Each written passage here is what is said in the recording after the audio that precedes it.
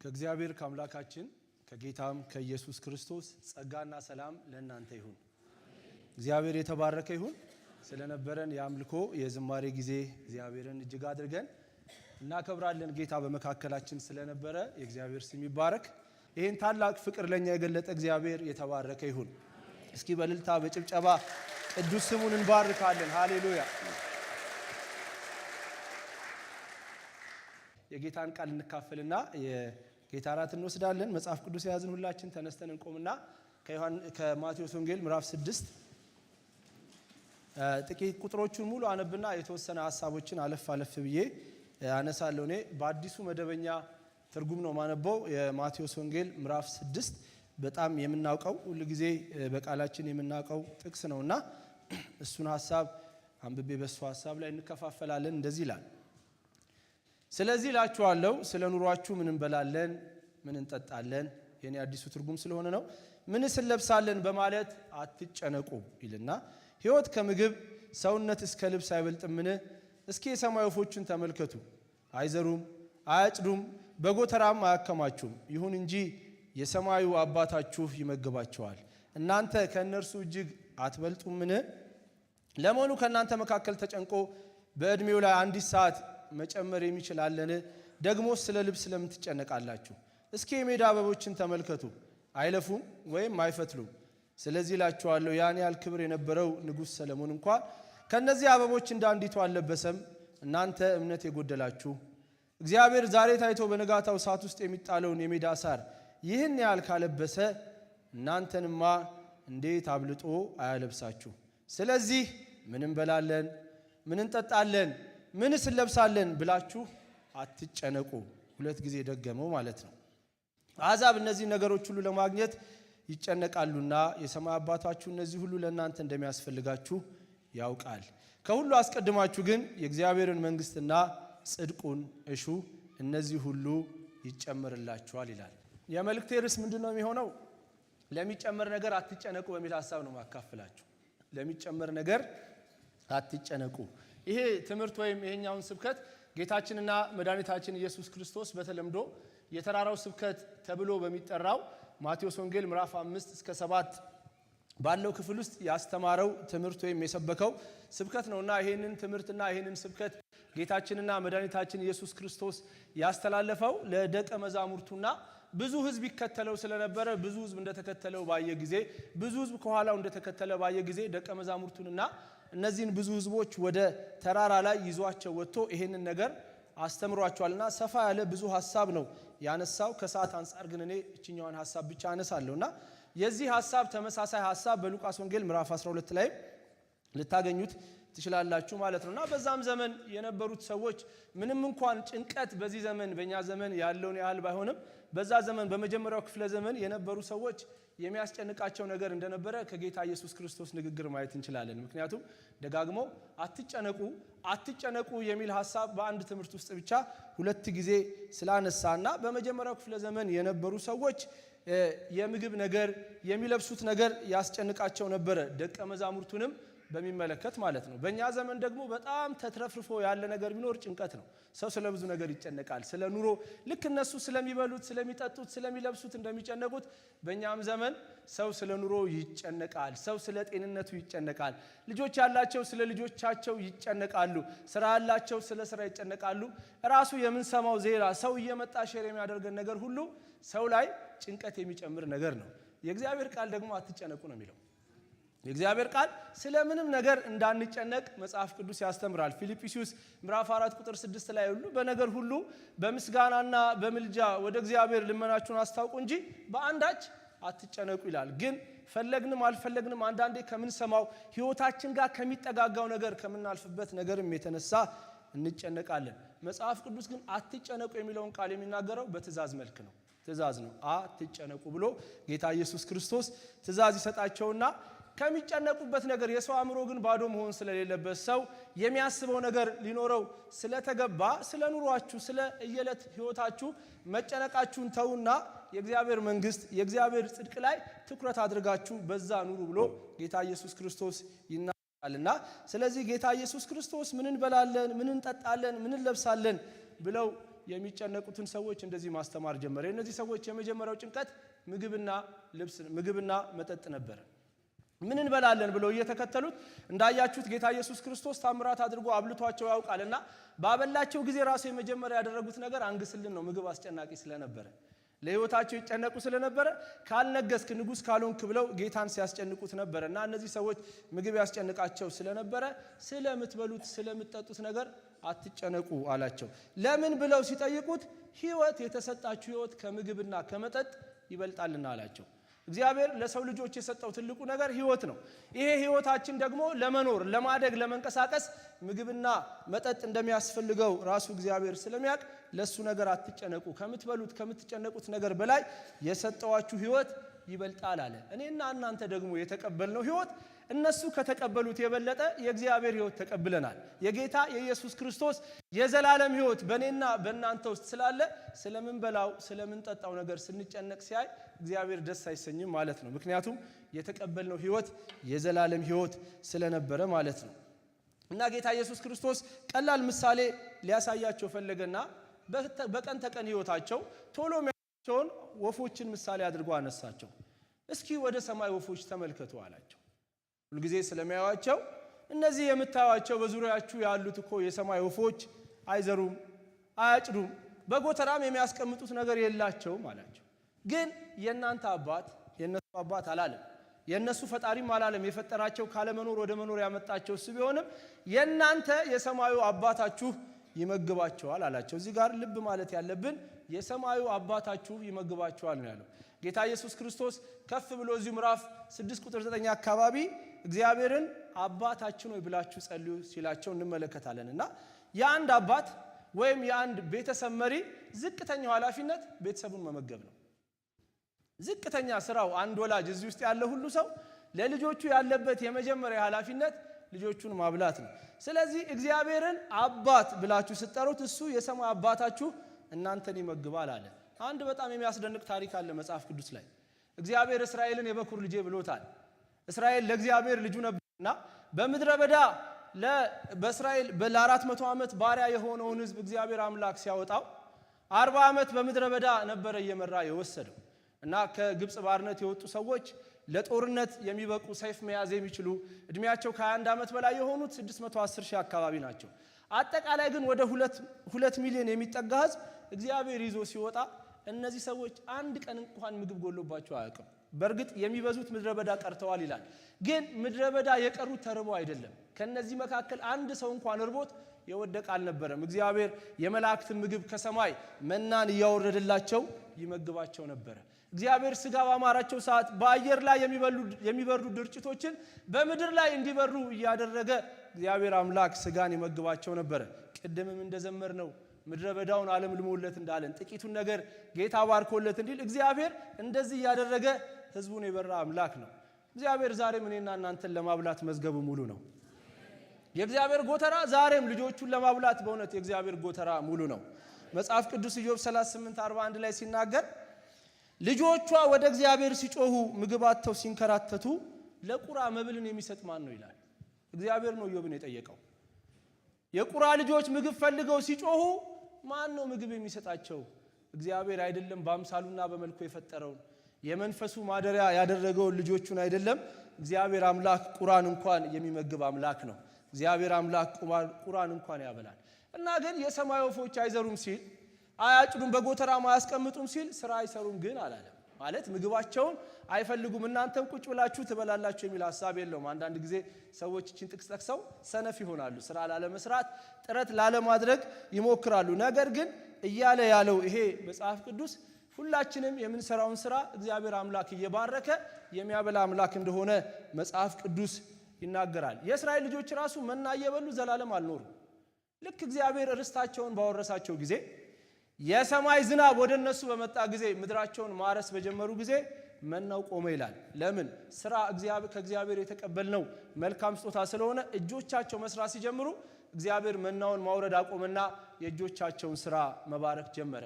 ዛሬም እግዚአብሔር የእጆቻችሁን ስራ ይባርክላችሁ።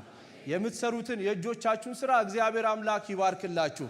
እግዚአብሔር እና መጽሐፍ ቅዱሳችን በስራ ስለመትጋት ይናገራል። መጽሐፍ ቅዱስ ላይ ስለ ሰው ዕለታዊ ኑሮ ሁለት የሚያስገርመኝ ሰለሞን የተናገረው ሐሳብ አለ። ሰለሞን ሲናገር እስቲ አንተ ታካች አንተ ሰነፍ ሰው አለ ምሳሌ 6 ላይ ተነስና እስቲ ከገብረ ጉንዳን ተማር አለ። በእርሻ ሰዓት በክረምት ሰዓት ማረስ ሲገባው የሚተኙ ሰዎች ነበሩና እስኪ ተነስና ገብረ ጉንዳኖችን ተመልከት አለው። ገብረ ጉንዳን ማለት የጉንዳን ስራ ነው። አንድ ጊዜ አንድ ሰው ጠይቄ ገብረ ጉንዳን ምንድነው ስለው ትልቅ ጉንዳን ነው ብሎ መልሶልኛል ሳስተምርና ስለ ትልቅ ጉንዳን ሳይሆን ስለ ጉንዳን ነው የሚያወራው የጉንዳን ስራ እና ገብረ ጉንዳንን ተመልከት አለቃ ወይም መሪ የለውም ማለት ግን ማንንም ሳይመራው በበጋ ስራውን ወጥሮ ይሰራል አለ። ጉንዳኖች ክረምት ወጥቶ መስራት አይችሉም እና በበጋ ስራቸውን ይሰራሉ በደንብ አድርገው ለክረምት ያጠራቅማሉ። ክረምት ሲመጣ በበጋ የሰሩትን ቁጭ ብሎ ይበላሉ። ህይወት አንዳንድ ጊዜ እግዚአብሔር ከዕለት ያለፈ የሚቀመጥ ነገር እግዚአብሔር ይሰጣል። እንደዛ አይነት ጊዜ በሚሰጣችሁ ሰዓት እየሰሩ ማስቀመጥ መንፈሳዊነት ነው ማለት ሁሉንም ማስቀመጥ እያልኩ አይደለም። ለእግዚአብሔር የሚገባውን ለእግዚአብሔር እየሰጠን ለሌሎች ማካፈል ያለብንን እያካፈልን እግዚአብሔር ከሰጠን ላይ እያስቀመጥን የምንኖርበት ህይወት አለ። ሌላው እዛው ሰለሞን ደግሞ ምዕራፍ 28 ላይ ጻድቅ እንደ አንበሳ ይኖራል ይላል። አንበሳ ካያችሁት ያደረ ነገር አይበላም። አንበሳ አያስቀምጥም፣ ያድናል፣ አንዴ ይበላል። እግዚአብሔር አንዳንዴ በህይወታችን የዕለት ነው የሚሰጠው። ጸሎቱም የዕለት እንጀራችንን መቼ ስጠን ነው የሚለው ዛሬ ስጠን ስለሚል እግዚአብሔር የዕለትም ይሰጣል፣ እግዚአብሔር የሚቀመጥም ይሰጣል። በሁለቱም ግን የሚያኖረው ማን ነው? እግዚአብሔር አምላክ ነው። ስሙ ለዘላለም የተባረከ ይሁን። ስለዚህ ዛሬ ወገኖቼ ኑሮ ተወደደ ብላችሁ ምን እንበላለን፣ ምን እንጠጣለን፣ ምን እንለብሳለን ብላችሁ እንዳትጨነቁ ላሳስባችሁ ነው በፊታችሁ ቆምኩት። ይሄ ህዝብ ቢያንስ እንኳን አይታለፍም የተባለውን የኮቪድ-19 ወረርሽኝ አልፎ የመጣ ህዝብ ነው። ይሄው የአጭር ጊዜ ቴስቲሞኒ ያለ አጭር ጊዜ 2019 በፈረንጆች ኮቪድ-19 አፍሪካን ይፈጃል ሲባል ምን ይበላል ሲባል ማን አብልቶ ዛሬ ያደረሰን? በሽታውን ማን ይዞት እዚህ ያደረሰን? ከባዱን ነገር ተቆጣጥሮት ማን እዚህ ያደረሰን?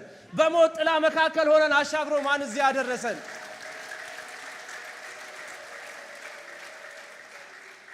ታዲያ እኔና እናንተ እግዚአብሔርን ለመጠርጠር ምን እድላለን? ይሄ 5 ዓመት ብቻ ወደ ኋላ ማሰብ ያስፈልጋል። 5 ዓመት እግዚአብሔር ብዙዎቻችን ታሪክ አለ እንዴት እያበላ እንዴት ከባድ ጊዜያቶችን እያሳለፈ እዚህ እንዳመጣን እና አንዳንድ ወዳጆች እዚህ ውስጥ ስላሉ አብረን ያሳለፍናቸው ታሪኮች አሉ። ጥቂት ነገር የሚበላ ኑሮን እግዚአብሔራችን ጥቂቷን እያበላን እያጠገበን ያሳለፈበት ዘመን አለ። አንድ አይነት የሆነ ጊዜ በጣም ኑሮ ቻሌንጅ ነበርና ቁርስ ላይ ብዙ ነገር ለመብላት እድል አልነበረኝም። በብዛት ዳቦና ሻይ ብቻ እንበላ ነበር። አብረን እንጸልያለን፣ አብረን እናድራለን ከልጆች ጋርና ከዛ ባዮ አይቀየርም። በቃ አንድ ጸሎት ወደ እግዚአብሔር ጸለይኩኝ። እንደው እግዚአብሔር ሆይ ምግቡን አትቀይረው አልኩት። እንደው ምግቡን እንደው ቴስቱን እንኳን ብትቀይር እንደዚህ ጸልዬ ያውቃለሁ። በእውነት እንደው ጣዕሙ እንኳን ይቀየርና ደስ እያለ ልብላው ብዬው ጸልዬ ያውቃለሁ። አሁን ያ ዘመን የለም፣ እግዚአብሔር ያሳልፋል። እርቦን ያውቃል፣ ግን ደግሞ እግዚአብሔር ድንገት እየመጣ አብልቶ ነው ያውቃል። ይሄ እኔ ብቻ ታሪክ አይደለም፣ የብዙዎቻችን ታሪክ ነው። እግዚአብሔር አምላክ እንደዚህ የሚያሳልፍ አምላክ ነው። ጆርጅ ሙለር የሚባል አንድ የእግዚአብሔር ሰው ነበረ እና ወደ 20 ሺህ የሚሆኑ ወላጅ አልባ ልጆችን አሳድጓል። እና እነዚህ ልጆች ሲያሳድግ አንድ ቀን እንኳን ፈንድሬዚንግ አድርጎ አያውቅም፣ ኦፊሻሊ ገንዘብ ጠይቆ አያውቅም። እና አንድ ጊዜ ግን ልጆቹን የሚያበላው አልነበረውም። ማለዳ ላይ ልጆቹ ተነሱ፣ ተሰባሰቡና ሳህኑም ኩባያውም ተቀመጠላቸው። ቁጭ እንዳሉ ኑ እንጸልይ አላቸው። እና የጸለየው ጸሎት እግዚአብሔር ሆይ ምግብ ስጠን ብሎ አይደለም የጸለየው። ሁልጊዜ እግዚአብሔር እንደሚሰጣቸው ያውቅ ስለነበረ እግዚአብሔር አምላክ ሆይ የዛሬውን ቁርስ ስለሰጠን እናመሰግናለን እያለ ገና ሳይጨርስ በራቸው ተንኳኳ። በአካባቢው ላይ ዳቦ ቤት የነበረው አንድ ሰው እያንኳኳ አምላካችሁ መጥቶ ሌሊት አስጨነቀኝ፣ ለነዚህ ልጆች ቁርስ ሰድላቸው ብሎኛል፣ ይሄንን ኬክ ጋግሬ ያመጣሁት ለናንተ ነው ብሎ እግዚአብሔር አንስቶ ሰጣቸው። ከዛ ኬኩን ተቀብለው እየደረደሩ ያለ ሌላ ሰው ደግሞ መጣ፣ በራቸውን አንኳኳ። ያ ሰው ደግሞ ወተት የሚሸጥ ሰው ነውና በርሜሎቹ መሃል ላይ ተቀደዱበት እና የግድ ወተቱን መድፋት ነበረበት። እግዚአብሔር አንዱን እንቅልፍ ይነሳል፣ አንዱን ደግሞ የሆነ ነገር ያደርግበታል እንጂ አንድ አይነት አሰራር እግዚአብሔር የለው። ከዛ እባካችሁ እርዱኝ፣ ወተቱ የመጣው ደግሞ በእርዳታ ነው፣ እርዱኝ፣ እነዚህ ጀሪካኖቼ እንዳይበላሹብኝ እባካችሁ ውሰዱልኝ ይሄንን ወተት ብሏቸው ያንን ወተት ሰጥቷቸው እንደበሉ መጽሐፍ ቅዱስ ይናገራል። እና ምንላችሁ ነው ቁርአን ያበላ እግዚአብሔር እናንተን ይመግባችኋል። እግዚአብሔር አምላክ ጌታ ኢየሱስ ክርስቶስ ለሚከተሉት እያበዛ ያበላ እንደነበረ ዛሬም እግዚአብሔር እያበዛ ያበላል። እግዚአብሔር ዛሬም የታምራት አምላክ ነው። ዛሬም እግዚአብሔር አሁን በዚህ ዘመን ባለች ቤተክርስቲያን የእግዚአብሔርን ታምራት ነው አቢዩዝ እያደረግን እየረሳን የመጣ ነው። እውነት ነው። ስራ ያላችሁን ስራዎቻችሁን እግዚአብሔር እየባረከ ያበላል። ምንም ተስፋ ለሌለው ሰው ደግሞ እግዚአብሔር ታምራት የሚባል ነገር አለው። ታምራት እያደረገ ያበላል። ሁለተኛው ደግሞ ስለ ልብስ አትጨነቁ ነው ያለው። ምን እንለብሳለን ብላችሁ አትጨነቁ። እስኪ ሰለሞንን ተመልከቱት አላቸው። ቦዲ ሰውነታችሁ እኮ ከልብስ ይበልጣል እና እነሱ የሜዳ አበቦች እንደዚህ እንዲያምርባቸው የፈተሉት ነገር የለም፣ የለፉት የጣሩት አንድ ነገር የለም፣ ግን እኔ እግዚአብሔር ነኝ ሳለብሳቸው የነበረው። እስኪ ሰለሞንን አስቡት አላቸው። ሰለሞን በጣም የታወቀ ንጉሥ ነው። በጣም ሀብታም ነው። ጥበበኛ ነው። ቤተ መንግስቱ የሚያስደንቅ ነው። ጠጅ አሳላፊዎቹ፣ ምግብ ደርዳሪዎቹ የሚለብሱት ዩኒፎርም የሚያስደንቅ ነው። ልክ ዛሬ የህንፃ ኮሚቴዎቹ እንደዚህ አምሮባቸው እንደመጡት ማለት ነው። በነገራችን ላይ በኋላ አያት አጥቢያ ሄደው ፈንድሬዚንግ ለማድረግና ስራውን ለማስተዋወቅ ነው እንደዚህ የለበሱት። እስቲ እግዚአብሔር ይባርካችሁ በሏቸው። በዛው እግዚአብሔር አምላክ በሚሄዱበት ለነሱ መከናወን ይስጣቸው እና እንደዚህ ያምር ነበር አለባበሳቸው። የሰለሞን ሰራተኞች፣ ጠጅ አሳላፊዎቹ፣ የምግቡ አደራደር ሁሉ የሚያስደንቅ ነው እና ከዓለም ሁሉ ሰዎች እየመጡ የሰለሞንን ጥበብ ለማየት እየመጡ ሰለሞንን ይጎበኙት ነበር። እግዚአብሔር ሰለሞን እንኳን እንደዚህ ዝነኛው፣ ሀብታሙ፣ ጥበበኛው ሰው እንደነዚህ እኮ እንደ ሜዳ አበቦች አልለበሰም ብሎ አላቸው። አልለበሰም። እነዚህ የሚቃጠሉትን ዛሬ ታይቶ የሚቃጠሉትን ሳሮች እግዚአብሔር ማልበስ ከቻለ እናንተንማ እንዴት አያለብሳችሁም አለ። ወደ ቅድሙ ታሪክ ወደ ዘጸአትና ዘዳግሙ ታሪክ ልመለስ። እግዚአብሔር አምላክ ወይ አንድ አባት ልጆቹን ማብላት ብቻ ሳይሆን ያለበት ኃላፊነት የማልበስም ኃላፊነት አለበት። የማልበስም ኃላፊነት አለበትና እግዚአብሔር አምላክ የእስራኤል ልጆችን ያን 200 ሚሊዮን የሚጠጋ ሰው ከባርነት ይዞ ሲወጣ ዘዳግም 29:5 ላይ እንደዚህ ሚል የሚያስደንቅ ቃል አለ። በምድረ በዳ በመራዋችሁ በእነዚህ 40 ዓመታት ውስጥ ልብሳችሁ አላረጀም ይላል። ምን አይነት ልብስ ነው 40 ዓመት ተለብሶ ማያረጀው? ልብሳችሁ አላረጀም። የእግሮቻችሁን ጫማ አላለቀም። 40 ዓመት በእግራቸው ተጉዞ እግሮቻችሁም አላበጡም ይላል። እና እነዚህ ሰዎች 40 ዓመት በጉዞ ቆይተዋል። ስለዚህ የሰዎቹ ቁመት ሲጨምር ልብሱም ይጨምራል ማለት ነው። የእግራቸው ቁጥር ይጨምራል። የእግራቸውን ቁጥር ሲጨምር እግዚአብሔር ጫማቸውን ይጨምራል ማለት ነው።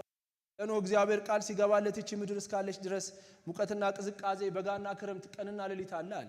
የቀን ልብስ አለ፣ የሌሊት ልብስ አለ፣ የበጋ ልብስ አለ፣ የክረምት ልብስ አለ እና በእነዚህ ወቅቶች ሁሉ ልብሳቸው ሳያረጅ እንግዲህ ክረምት እንዴት እንደሚያወፍረው እግዚአብሔር አላውቅም። ሙቀት ሲሆን እንዴት እንደሚያሳሳላቸው አናውቅም። ግን በ40 ዓመት ሙሉ ልብሳቸው አላረጀም ይላል እግዚአብሔር ቃል።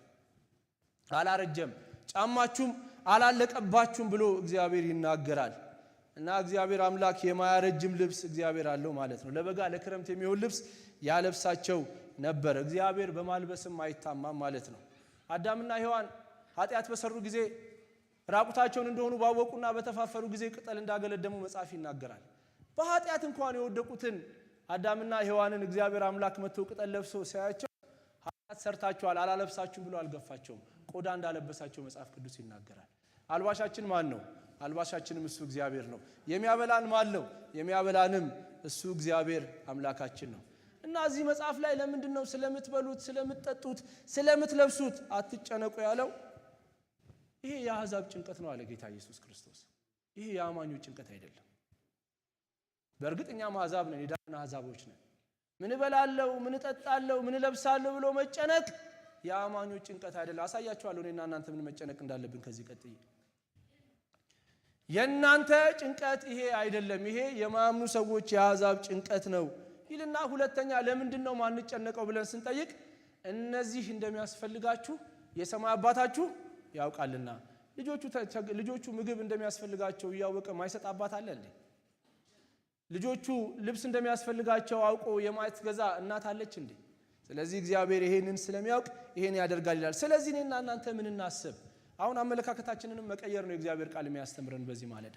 እኔና እናንተ ከመጨነቅ ይልቅ በእግዚአብሔር ላይ ለኑሯችን መታመንን ነው ይሄ መጽሐፍ የሚያስተምረው፣ በእግዚአብሔር ላይ መታመንን። ስለዚህ እኔና እናንተ ምን ያስጨንቀን? የእግዚአብሔር መንግስት፣ የእግዚአብሔር ጽድቅ። አሁን ግን አገለባብጠነዋል። የእግዚአብሔር መንግስትና የእግዚአብሔር ጽድቅ ብዙ የኛ ጭንቀት አይደለም ነው ይደስ የራሳችን ህይወት ነው ብዙ ጭንቀት እየሆነብን ያለው። ጌታ ግን ሲያስተምር ምን እንበላለን፣ ምን እንጠጣለን፣ ምን እንለብሳለን እሱን ለኔ ተውት፣ እናንተ በመካከላችሁ ያለውን የእግዚአብሔርን መንግስትና የእግዚአብሔርን ጽድቅ አስቀድሙ ይላል። የእግዚአብሔር መንግስት ማለት በልባችን ውስጥ የምትገዛው መንግስት ነች። የእግዚአብሔር መንግስት ሳትታይ በታሪክ መካከል አሁንም እየገዛች ያለች የእግዚአብሔር መንግስት ነች። እቺን የእግዚአብሔር መንግስት ደግሞ የምትመጣ የእግዚአብሔር መንግስት ተስፋ የምናደርጋት የእግዚአብሔር መንግስት የእግዚአብሔር አገዛዝ ለሱ ቅድሚያ ስጡ ይላል። መንግስቱን መፈለግ መንግስቱን ማስቀደም ማለት ከፍቃዱ ጋር መጣበቅ ማለት ነው። የእግዚአብሔር መንግስት የምንፈልግበት አንዱ መንገድ ጸሎት ነው። ግን ጸሎት ላይ ብዙ ሰው የለም። አንጸልይም ማለት የእግዚአብሔርን መንግስት እየፈለግን አይደለም ማለት ነው። ምክንያቱም ጸሎቱ ራሱ አንዱ ጸሎታችን መንግስት ትምጣ ብላችሁ ጸልዩ ይላል። ጸሎት ራሱ ምን ማድረጊያ ነው? የእግዚአብሔርን መንግስት ማቅረቢያ ነው። ስለዚህ ማንጸልይ ከሆነ ሁሉ ጊዜ የእግዚአብሔርን መንግስት እየፈለግን አይደለም ማለት ነው። የእግዚአብሔር መንግስት ማለት የእግዚአብሔርን ቃል ማንበብና የእግዚአብሔርን ቃል መታዘዝ ማለት ነው። የእግዚአብሔርን መንግስት ማስቀደም የእግዚአብሔርን መንግስት ማስቀደም ማለት ሌሎችን ማገልገል ማለት ነው። የእግዚአብሔርን መንግስት ማስቀደም ማለት ራሳችንንም ገንዘባችንንም ለእግዚአብሔር ስራ መስጠት ማለት ነው። የእግዚአብሔር መንግስትን መፈለግ ማለት በመካከላችን ላሉ ድሆች ማካፈል ማለት ነው። ጽድቁን መፈለግ ማለት እንደ እግዚአብሔር ሐሳብ መመላለስ ማለት ነው። ከእግዚአብሔር ጋር ትክክለኛ ህብረት ማድረግ ማለት ነው። በእግዚአብሔር መንገድ መሄድ ማለት ነው። ለእግዚአብሔር ታማኞች መሆን ማለት ነው። በቅድስና መመላለስ ማለት ነው። ስለዚህ ዛሬ እግዚአብሔር ቻሌንጅ ያደርገናል። ቅድሚያ አሰጣጣችንን እናስተካክል ይላል። በዚህ ማለዳ ቅድሚያ የምንሰጠው ለራሳችን ጉዳይ ነው ወይስ ለእግዚአብሔር መንግስት ጉዳይ ነው? ይህንን ጥያቄ ሁላችንም ራሳችንን እንጠይቅ። እግዚአብሔር እኛን ኃጢአተኞቹን ጉዳዩ አድርጎ ይዞን ስለነበረ ቅድሚያ የሰጠው ለኃጢአተኛ ልጆች ስለነበረ እግዚአብሔር ጌታ ኢየሱስ ክርስቶስ እኛ ጉዳዩ ስለነበረን ክብር እያለው ስልጣን እያለው ሰው የሆነው ስጋ የለበሰው የባሪያን መልክ ያዘው ወደዚህ ምድር መጥቶ የተንከራተተው ክብር ፈልጎ አይደለም፣ ሰውን ማዳን ጉዳዩ አድርጎ ስለያዘው ነው። በመልኩ የፈጠረው የሰው ልጅ ሲንከራተት የሰይጣን መቀለጃ ሲሆን ለስቃ ፈቃዱ ተላልፎ ሲሰጥ እግዚአብሔር ያከበረው የሰው ልጅ ሲዋረድ ሲያይ ጉዳዩ አድርጎ ያዘውና ገና ዘፍጥረት 3 ላይ ይሄንን የሰው ልጅ ማዳን አለብኛል። ይሄን የሰው ልጅ ደግሞ ለማዳን ትክክለኛው የማዳኛ መንገድ ህይወትን መስጠት ነበር። ነፍሱን ሰጠ ይላል መጽሐፍ። ህይወቱን ሰጠ ይላል ጌታ ኢየሱስ። እኛ ጉዳዮቹ ስለነበረ ህይወቱን ሰጠን። ይሄ እኮ ስጋ ነው የምንበላው፣ ደም ነው የምንጠጣው የጌታን። ስለዚህ እሱ ለሱ እኛ ጉዳዮቹ ስለነበርን ህይወቱን ለኛ አሳልፎ ሰጠ። ከራሱ ክብር ይልቅ እኔና እናንተን ማክበርና ከሞት ማንሳት ፈለገ። ጉዳዩ ስላደረገን ስጋ ለብሶ መጥቶ መስቀል ላይ ሞተ። የፈጠራቸው ሰዎች መዘባበቻና መጫወቻ ሆነ፣ ወደ ሲኦል ወረደ። እና ወገኖች ጥያቄ ያለኝ ዕለታዊ ፍላጎቶቻችንን ነው የምናስቀድመው? የእግዚአብሔር መንግስትና ጽድቅ ነው የምናስቀድመው? ይሄን ለራሴም ጠይቀዋለሁ። በዚህ ላሉ አገልጋይ ወንድሞቼና እህቶቼ ጠይቃለሁ። በዚህ ላላችሁ ቅዱሳን ጠይቃለሁ። የቱ ነው ህይወታችን ላይ የቀደመው? የእግዚአብሔርን መንግስትና ጽድቅ ስናስከትል እንደው ምን በላውና ምን ጠጣው እኮ ብዙ የጸሎት ርዕስ አይደለም፣ የሚጨመር ነው ይላል። እየተጨነቅን ያለው የሚጨመረው ላይ ነው። ልባችን ተይዞ ያለው የሚጨመረው ላይ ነው። ስለ ኑሮ እያሰባችሁ የመጨረሻው ዘመን እንዳይመጣባችሁና ወጥመድ እንዳይሆንባችሁ ተጠንቀቁ ይላል እግዚአብሔር ቃል ሉቃስ 21:34 ላይ። ስለ ኑሮ አብዝቶ ማሰብ ወጥመድ አድርጎ ስለሚይዝ እግዚአብሔር ሐሳብ ስለሚያወጣ እና ለእግዚአብሔር መንግስት ለእግዚአብሔር ጽድቅ ቅድሚያ ስንሰጥ እግዚአብሔር አምላክ እነዛን ይጨምርልናል። እና ወገኖቼ የጊዜያችሁን፣ የገንዘባችሁን፣ የእውቀታችሁን ያላችሁን ነገር ሁሉ ቅድሚያ የምትሰጪው እህቴ፣ የምትሰጠው ወንድሜ ለእግዚአብሔር ስራ ለእግዚአብሔር መንግስት ነው ወይስ ለራስሽ ነው? እስቲ አንድ ደቂቃ በጸሎት መንፈስ ይሄንን ልባችንን እንመርምር። ልባችንን ብንመረምር ባልተፈረደብን ነበር ይላል። የቱ ነው ቅድሚያ የያዘው በእኔና በእናንተ ልብ ውስጥ? በዛ ወደ ጸሎት እንሄዳለን። ልባችን የያዘው በልባችን ትልቅ ስፍራ የያዘው የእግዚአብሔር መንግስት ነው የሚያስጨንቀን? ገንዘባችንን ለእግዚአብሔር መንግስት እንሰጣለን? ህይወታችንን ለእግዚአብሔር መንግስት እንሰጣለን? ወይንስ ደግሞ በራሳችን ጉዳይ ላይ ብቻ እያተኮርን ሁሉን ነገር ለራሳችን እናደርጋለን? እስቲ ራሳችንን እንድንፈትሽ አንድ ደቂቃ እድል እንሰጣችኋለሁ።